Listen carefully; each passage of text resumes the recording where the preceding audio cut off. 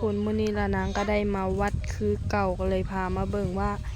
น้ำมันแห้งหรือว่าน้ำมันมากสรุปคือว่าน้ำมันแห้งเนาะทุกคนเบิ่งนี่น้ำมันแห้งอันนี้เบิ่งรอบข้างวัดประมาณนี้เนาะทุกคนเบิ่งเลยน้ำแห้งเนาะทุกคนขนาดฝนตกทุกมือฝั่งนั้นก็สิเป็นสวนเป็นอย่างของกระเจ้าเนี่ยแหละเดี๋ยวเรานางพาไปเบิ่งวัดบัดนี้ประมาณนี้นะทุกคนวัดอยู่บ้านนอกของลานางอยู่บ้านลานางก็ประมาณนี้แหละทุกคนไปกัน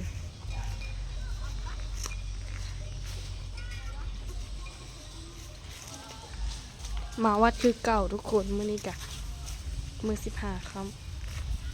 อันวัดก็สิเป็นประมาณนี้นะทุกคน